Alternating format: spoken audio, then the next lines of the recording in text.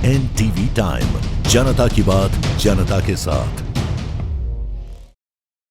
करोड़ों रुपए खर्च होने के बाद भी अधूरा पड़ा महंगी तालाब का काम। गंदगी से सराबोर है नगर का सबसे बड़ा तालाब।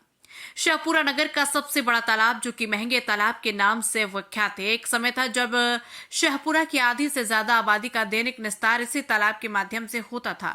लोगों का नहाना धोना, कपड़े धोना सब इसी तालाब के माध्यम से होता था।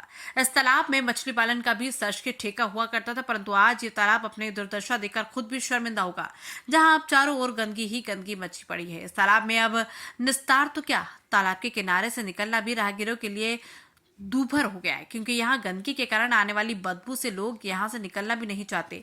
आखिर शिवपुरा नगर कितने बड़े तालाब की दुर्दशा का कारण कौन है?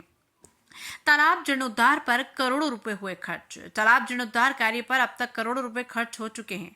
शिवपुरा नगर के पूर्व विधायक डॉक्टर CS भवदी के कार्यकाल में नगर परिषद द्वारा लगभग 50 लाख रुपए का कार्य तालाब सफाई एवं अन्य कार्य किया गया था। इसके पश्चात पूर्व विधायक भूपेंद्र सिंह मरावी के कार्यकाल में भी नगर परिषद शिवपुरा 50 लाख रुपए का कार्य तालाब के सौंदर्यीकरण कार्य में किया, जिसमें तालाब के चारों ओर बाउंड्री वॉल, सड़क एवं अन्य कार्य किया जाना था, परंतु वो कार्य भी अधूरे पड़े हुए हैं। इसके पास 7 नई नगर परिषद शाहपुरा के द्वारा तालाब के अधूरे कार्य को अधूरा ही पड़ा रहने दिया गया। अधूरे पड़े कार्य के चलते आज पूरे तालाब के चारों ओर गंदगी ही गंदगी। तालाब का पूरा पानी खराब हो चुका है, परंतु इस ओर नगर की जनप्रतिनिधियों का कोई ध्यान नहीं।